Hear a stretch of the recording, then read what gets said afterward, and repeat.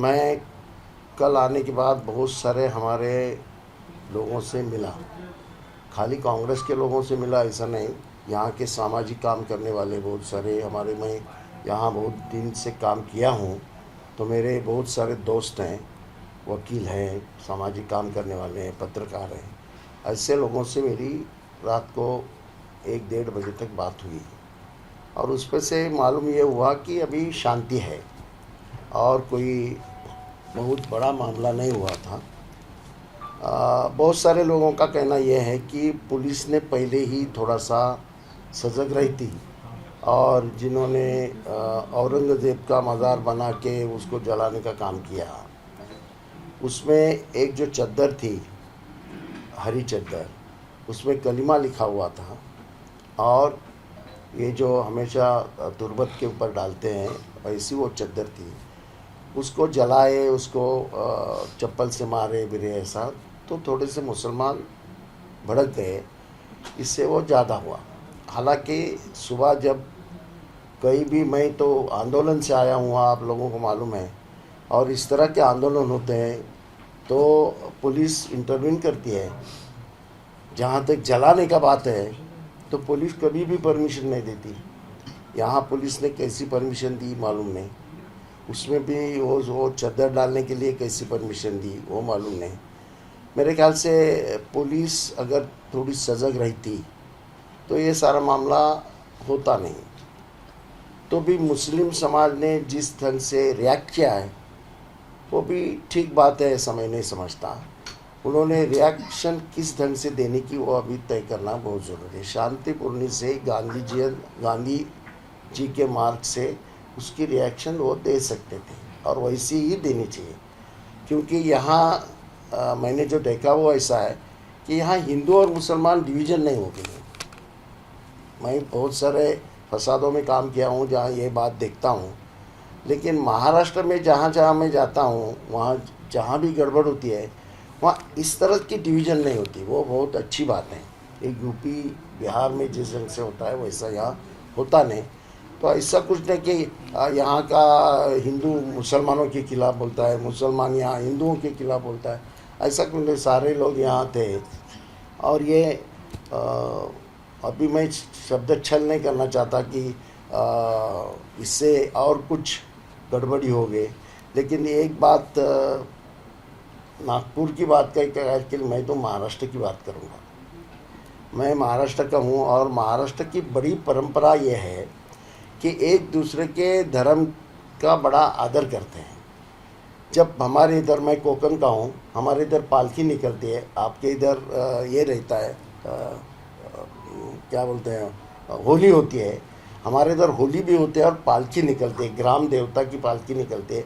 वो पालकी मुसलमानों के इलाके में भी जाती है और हम मुसलमान वहाँ वो बड़ा स्वागत करते हैं और वो सारी ग्राम देवता रहती है तो उसको उसका आदरातिथ्य किया जाता है। ओटी भरना ऐसा बोलते हैं, वो भी किया जाता है। तो यही यहाँ भी ये परंपरा है। ईद मिलादुन नबी के वक्त जो ये निकलता है उसमें हिंदू समाज के लोग शामिल होते हैं, उनका स्वागत करते हैं। रामनवमी के वक्त जब जुलूस निकलता है तो मुसलमान उसमें शामिल होते हैं। तो यहाँ ये गड़बड़ी है ऐसा मुझे लगता नहीं। और आगे आने वाले रामनवमी है, फिर गुड़ी पाड़वा है, उसमें बिल्कुल शांति से होगा, ये कोई सवाल नहीं। ये जो सारे जो धार्मिक ये है त्यौहार हैं वो सार्वजनिक सर्व धार्मिक त्यौहार सब जो हैं वो एक समाज के नहीं रहते। यहाँ की परंपरा ऐसी है कि यहाँ का मंदिर ये हिंदुओं का नहीं होता, यहाँ का मंदिर गांव वालों का होता है। सब लोगों को लगता है ये मेरा मंदिर है, हमारे गांव का मंदिर, ऐसा मुसलमान भी बोलेंगे। मस्जिद है, वो मस्जिद के बारे में बोलते वक्त हिंदू बोलेंगे हमारे गांव की मस्जिद, वो मुसलमानों की मस्जिद ऐसा नहीं बोलते। दरगाह को मानने वाले बहुत सारे लोग हैं। तो ये समाज में एकता है, वो तोड़ने का काम किसने नहीं करना चाहिए। मैं तो अपील करूँगा, ये गलत बात है। और जानबूझ के अभी सरकार जिस ढंग से कुछ लोगों को मदद भी करती है, जिन्होंने किया उनको कुछ नहीं होता। तो मेरे ख्याल से ये गलत बात है। यहाँ सरकार हमेशा अलिप्त रहनी चाहिए और अब एक सा आँखों से देखना चाहिए, वो होता नहीं। मेरे ख्याल से जिन्होंने सुबह जो पूछा उनके वो सब छूट गए, और शाम को जिन्होंने किया वो शाम को भी किन्होंने किया, खाली मुसलमानों किया है ऐसी बात नहीं। उनको अंदर डालें, उसमें कुछ 18 साल के नीचे के बच्चे हैं, उनको तो रिहा करना चाहिए। उनको इस तरह से अंदर करना बिल्कुल गलत बात है, ऐसा मैं समझता हूँ। ये जो कल बुलडोजर एक्शन हुआ है आरोपियों के घर पर, उसको किस तरीके से देखते हैं? बिल्कुल गलत है। ऐसा है कि सुप्रीम कोर्ट का इसके बारे में कहना है कि उनको चांस देना चाहिए, उनको नोटिस देना चाहिए, उसके बाद क्या है दरअसल बात देखना चाहिए, उसके बाद जो कार्रवाई करना है वो करना चाहिए। कि बुलडोजर वगैरह चलाना ये यूपी के यहाँ राजनीति क्यों लोग लाते हैं मेरे ध्यान में मालूम नहीं। मैं यहाँ के राजनीति तज्ञ को लोगों को बताना चाहता हूँ, सरकार के लोगों को भी बताना चाहता हूँ, ये महाराष्ट्र है और ये शिवाजी महाराज का महाराष्ट्र है, ये शंभू महाराज का महाराष्ट्र है। यहाँ शिवाजी महाराज ने हमारे पुरखों को साथ में लिया था, औरंगजेब ने नहीं लिया था। हम औरंगजेब की तारीफ करने का सवाल ही नहीं। मेरे पुरखों को अगर किसने नज़दीक लिया था तो शिवाजी महाराज ने लिया था। सबको साथ में लेके उन्होंने राज किया था। वही शिवाजी महाराज के जिस तरीके से ये राज होना चाहिए, शाहू महाराज के तरीके से होना चाहिए, फुले आम्बेडकर साहब ने जो कहा है उस तरह से होना चाहिए। यहाँ की परंपरा अलग है, ये परंपरा ध्यान में रखनी चाहिए। यहाँ की परंपरा जातिवादी लोगों में दरार पैदा करने वाली परंपरा नहीं, और वो लोग ऐसी दरार पैदा करने देंगे नहीं, ऐसा मुझे लगता है। सर, मागच्या वेळी जी समिती नेमली त्या समितीमध्ये तुम्ही सुद्धा आहात, त्यावर देवेंद्र फडणवीस यांनी आरोप केला होता की अकोला दंग्याचे आरोप असणारा आरोपीच या समितीचा मेंबर आहे। कौन है? साजिद पठाण तो आरोपी आहे? हो, असं त्यांचं म्हणणं हाँ, असं फडणवीसांचं म्हणणं आहे। फडणवीस काही बोलू शकतात। असा एक लक्षात घ्या की फडणवीसांनी जरा औरंगजेबाचा सुद्धा इतिहास वाचावा। औरंगजेबाने शंभू महाराजांना ज्या पद्धतीने मारलं ही क्रूरता होती। त्याच्या भावाला पण त्याने मारलं। तारा शिकोला ज्या पद्धतीने मारले तसंच शंभू राजांना पण मारलं। पण शंभू महाराजांना मारण्याच्या संबंधामध्ये आदेश दिल्यानंतर त्याला कसं मारावं हे मनुस्मृतीप्रमाणे पंडित लोकांनी सांगितलं आणि त्याप्रमाणे मारला गेला आहे। फडणवीस साहेब हे मान्य करतील का? वस्तुस्थिती तुम्ही अमान्य करून चालणार नाही। शिवाजी महाराजांचा अपमान सावरकरांनी केलेला आहे, गोळवळकरांनी केलेला आहे, आणि कोरटकर रोज बोलतो। त्या कोरटकरांचा संबंध तुम्हाला तो कोरटकर मिळत नाही, म्हणजे मला फार आश्चर्य वाटतं की महाराष्ट्रातील पोलीस ही अटक झाली। म्हणजे तुम्ही चांगली बातमी दिली। इतके दिवस गेले त्याला अटक करण्यामध्ये, तो कोरटकर काही बोलतो। असं आहे, आमच्या डोक्यामध्ये शिवाजी महाराज हे आमचे नेते, आमचे राजे, ज्यांनी सगळ्यांना बरोबर घेऊन इथे राज्य निर्माण करण्याचं काम केलं, राष्ट्र निर्माण करण्याचं काम केलं, त्यांच्याबद्दलचा अनादर कोण नेमकं दाखवतं हे तुम्ही लोकांनी तपासून पाहिलं पाहिजे। मुस्लिम, महाराष्ट्रातला मुसलमान त्यांच्याबद्दल अनादर दाखवण्याचा प्रश्नच येत नाही, कारण आमच्या पूर्वजांना त्यांनी बरोबर घेतलेलं आहे। त्यांनी अनादर दाखवूच कसा? कोरटकरांना काल अटक करण्यात आली आहे। कोरटकरांना जी अटक करण्यात आली आहे ती काँग्रेस नेत्याच्या तेलंगणाच्या घरी अटक करण्यात आली। काँग्रेस नेत्यांचा सहभाग असल्याचा आरोप आता भाजपचे नेते करतात। कोरटकरांना वाचवलं, तेलंगणातील काँग्रेसच्या नेत्याच्या घरी कोरटकर यांना अटक झाली, त्यामुळे हा आरोप। तो कोण नेता आहे मला माहिती नाही, त्याला माहिती नसेल कोरटकर कोण आहे, काय बोलतो काय नाही, काही त्याला माहिती नसेल, तो गेला असेल मित्राचे। मला माहिती नाही तो काँग्रेसचा नेता होता की RSSचा होता। अजूनपर्यंत त्याला संबंध बाहेर राहण्यासाठी मदत कुणी कुणी केली ती सगळी त्याची चौकशी करा। एकच नाव कसं देता? तुम्ही नागपुरात आला आहात, मराठीत सांगा। जी घटना घडली आहे त्याचा तुम्ही आढावा घ्यायला आलात मराठी? नाही, असं आहे की आमच्या प्रदेशाध्यक्षांनी एक कमिटी केली या संबंधातला आढावा घेण्यासंबंधात. त्याच्यात माझं नाव होतं, पण दुर्दैवानं त्या कमिटीची मीटिंग जी झाली त्याची मला नीट माहिती मिळाली नाही. आणि जिथे जिथे अशा रीतीचे हिंदू मुस्लिम किंवा दलित दंगे होतात, तुम्हा सगळ्यांना माहिती आहे की मी नेहमीच तिथे जातो आणि शांतता निर्माण करण्यासाठी काम करतो. आणि जेव्हा माझ्या लक्षात आलं, मी जेव्हा PCCला फोन केला की ती मीटिंग कधी होणार आहे, तर मला आज आहे ती मीटिंग, तुम्ही गेलात कसे नाही. तर मग मी चौकशी केली तर माझा फोन लागला नाही असं सांगितलं गेलं. म्हणून मी म्हटलं ठीक आहे, मी जाणारच होतो, तर मी जाईन. आणि म्हणून मी आलेलो आहे.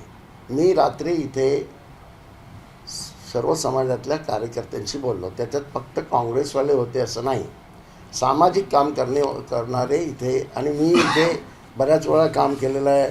मी इथे अटकही झालेलो आहे काही प्रश्नांच्या संबंधात बोलताना.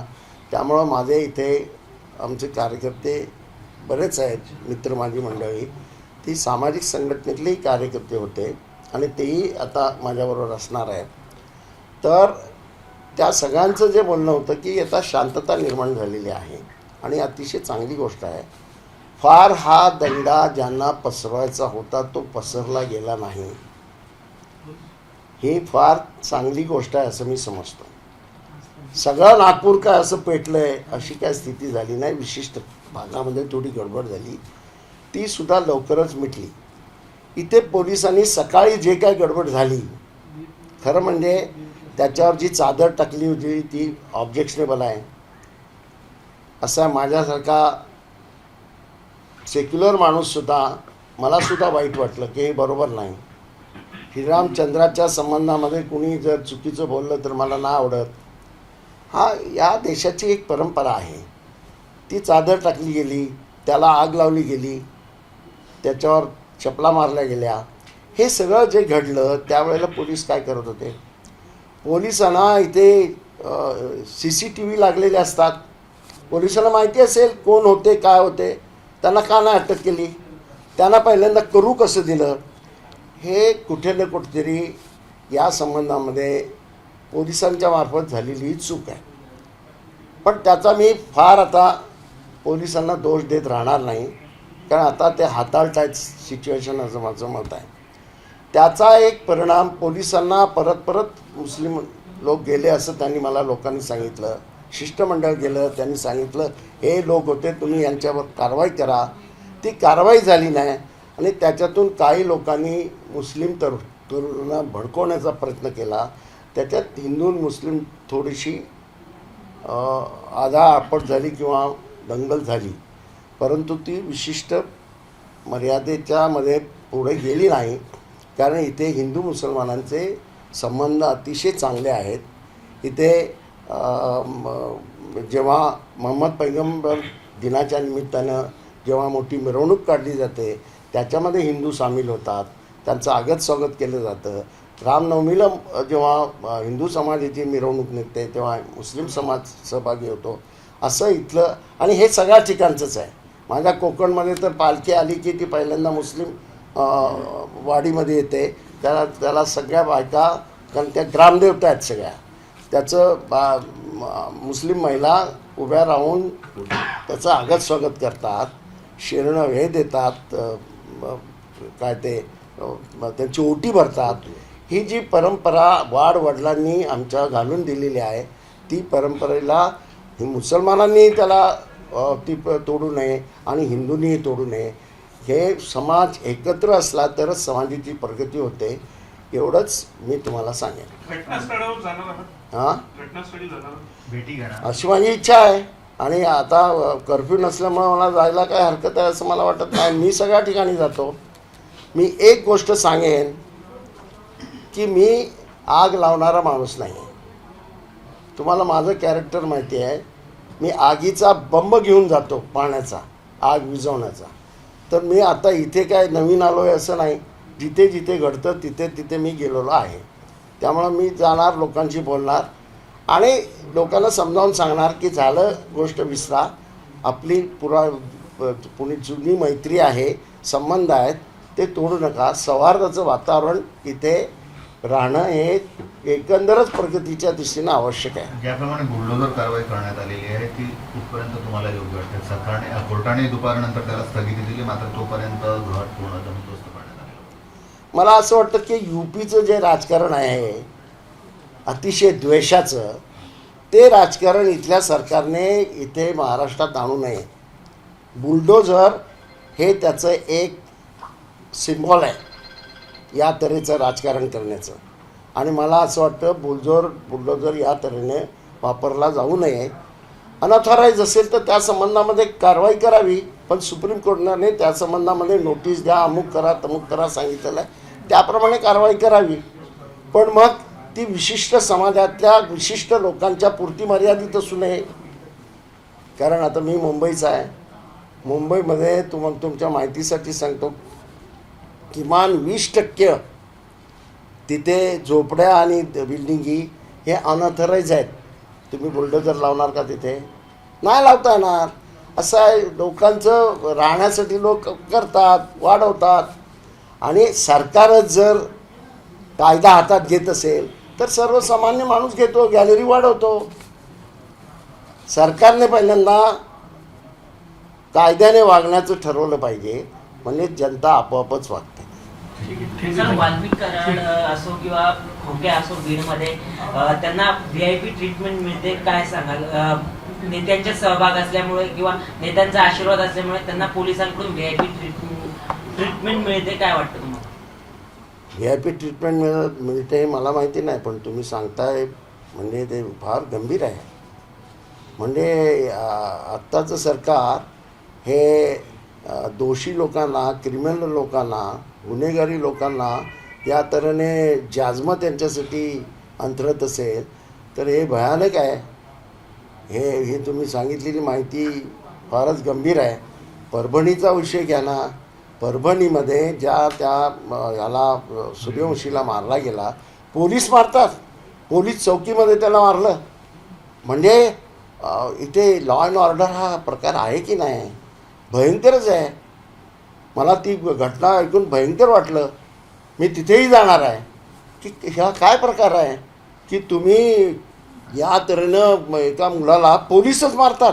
म्हणजे पोलीसच कायदा हातात घेतात, पोलीसच गुन्हेगारी करतात, आणि त्या संबंधामध्ये विशेष काय होत नाही, हे अतिशय गंभीर बाब आहे. ABP माझा, उघडा डोळे बघा नीट.